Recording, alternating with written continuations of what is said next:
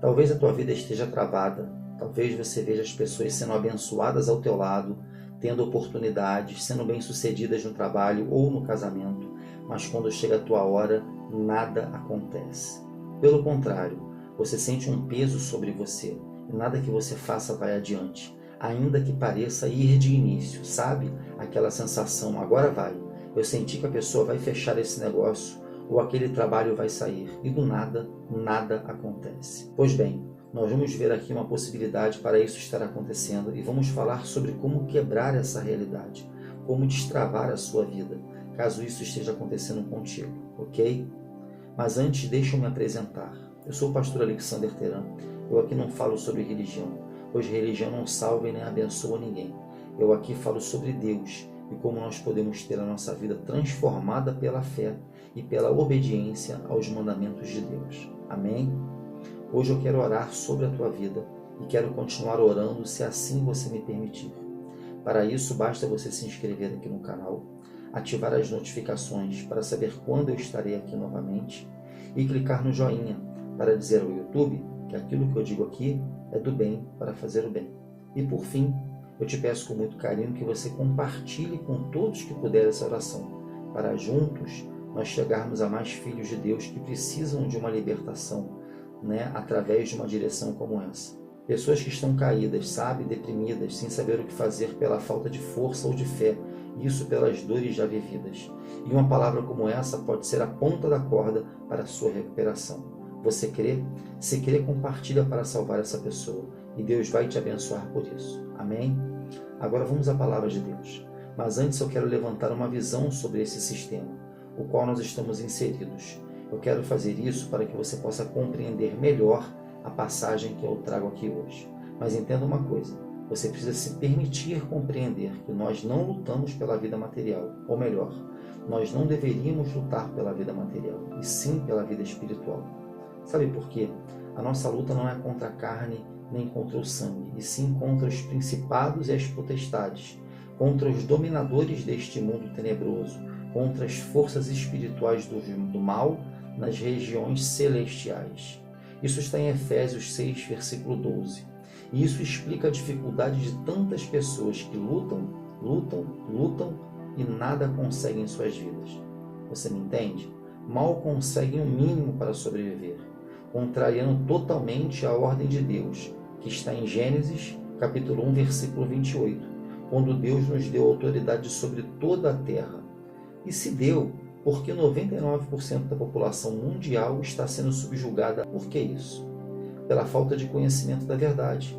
E quem não conhece a verdade vai viver subjugado a uma força do mal, ou por serem rebeldes, e a rebeldia é como o pecado de feitiçaria. Simples assim.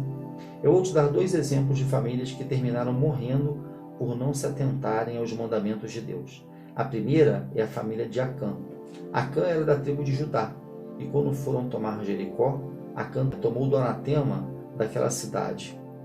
Anatema significa todas as coisas associadas com a iniquidade e a desobediência, ou seja, tudo aquilo que continha em Jericó estava amaldiçoado e por isso o povo não deveria pegar nada, mas Acã pegou e por consequência disso, o povo não conseguiu tomar a próxima cidade, a cidade de Ai, pois eles estavam em pecado. Consequência disso, Deus avisa Josué e manda recolher o anatema e matar Acã e toda a família dele, e tudo que eles tivessem, inclusive os animais. Perceba, por conta de Acã, a sua família pagou um alto preço, pois o pecado estava entre eles. Leia depois o capítulo 7 de Josué, e assim você vai compreender melhor essa história, que é triste, mas que nos traz uma reflexão importantíssima daquilo que nós às vezes fazemos e levamos pela nossa vida, atrasando o nosso caminhar, sem compreendermos o porquê. A outra família é a família de Eli, o sacerdote. E não um sacerdote qualquer, um sacerdote da linhagem de Arão, irmão de Moisés, o primeiro sumo sacerdote dos hebreus. Pois bem, Eli como sacerdote deixou a desejar, e muito, pois os seus filhos fizeram tudo o que não deveriam contra os mandamentos de Deus. E a coisa foi feia, tá? Depois você precisa ler, pois se eu for ler aqui a mensagem ficará enorme. Por isso eu irei me ater às consequências dos erros deles somente, ok? Pois bem, em 1 Samuel, capítulo 2, versículo 27 ao 36, você encontrará a passagem onde surge um profeta da parte de Deus para dizer a Eli o que aconteceria com ele e com os seus filhos, por conta dos pecados cometidos e por conta da omissão dele como pai, a omissão de Eli. E pior, ele sendo um sumo sacerdote. Afinal, não poderia ter tido isso de papai, né, quando se tratava de obedecer às leis de Deus. Né, se tratava de obedecer ao ofício para o qual ele foi separado. Entende? Com Deus a história é reta, ela não faz curva, é sim, sim, não, não e ponto. Não é verdade? Mas ele não seguiu essa jornada e por isso perdeu o direito de manter a sua linhagem como sumo sacerdote de Deus. E disse mais, aquele homem de Deus, né, o profeta, ele disse que os filhos de Eli morreriam jovens, e o que de fato aconteceu.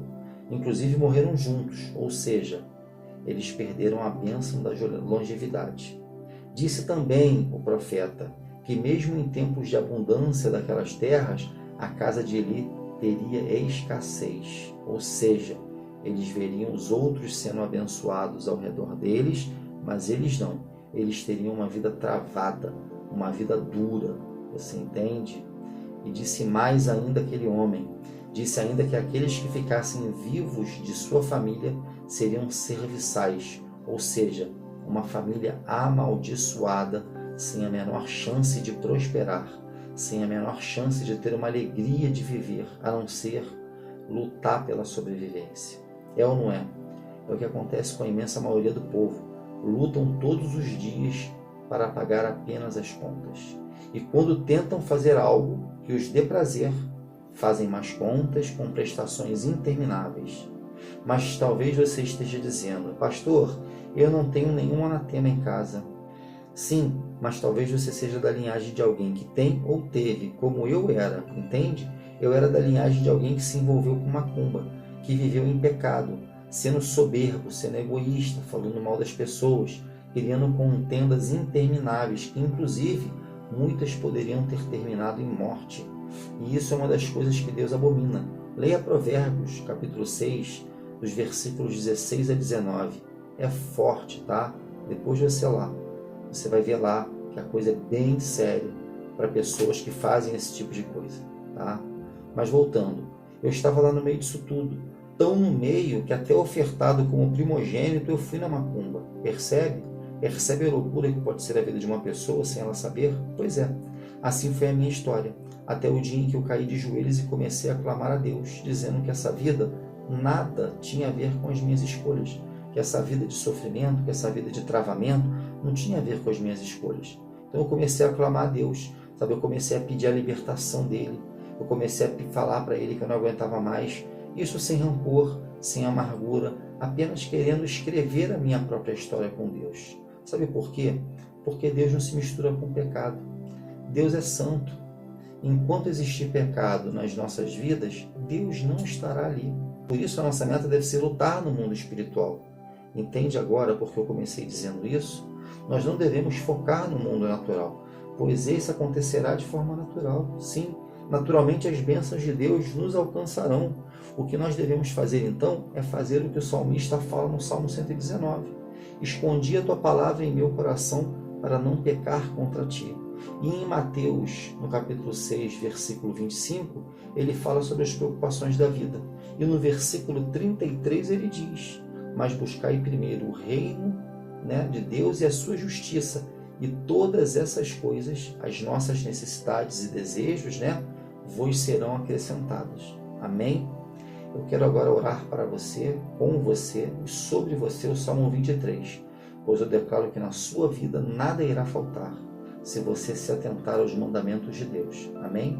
Conforme Deus disse a Josué, não se aparta da tua boca o livro desta lei, antes medita nele dia e noite, para que tenhas cuidado de fazer conforme tudo quanto nele está escrito, porque então farás prosperar o teu caminho e serás bem-sucedido. Amém? Vamos orar. O Senhor é meu pastor, nada me faltará. Deitar-me faz em verdes pastos, guia-me mansamente a águas tranquilas, refrigera minha alma, Guia-me pelas veredas da justiça por amor do seu nome. Ainda que eu andasse pelo vale da sombra da morte, não temeria mal algum, porque tu estás comigo. A tua vara e o teu cajado me consolam. Preparas uma mesa perante mim na presença dos meus inimigos. Unges a minha cabeça com óleo, e o meu cálice se transborda. Certamente que a bondade e a misericórdia me seguirão todos os dias da minha vida, e habitarei na casa do Senhor por longos dias. Agora, se puder, feche os teus olhos para orarmos o Pai Nosso, e assim clamarmos que o reino de Deus venha sobre as nossas vidas. Pai nosso que estás nos céus, santificado seja o teu nome. Venha a nós o vosso reino. Seja feita a sua vontade, assim na terra como no céu. O pão nosso de cada dia nos dai hoje. E perdoa as nossas dívidas, assim como nós perdoamos aos nossos devedores. E não nos deixes cair em tentação, mas livra-nos do mal. Pois teu é o reino, o poder, a honra e a glória, hoje, amanhã e para todo sempre. E vocês dizem amém. Graças a Deus. Irmão, irmã, se ainda não for inscrito, se inscreva aqui no canal, ative as notificações, clica no joinha e compartilha com todos que puder essa palavra. Amém? Fiquem na paz de Cristo e até a próxima oração.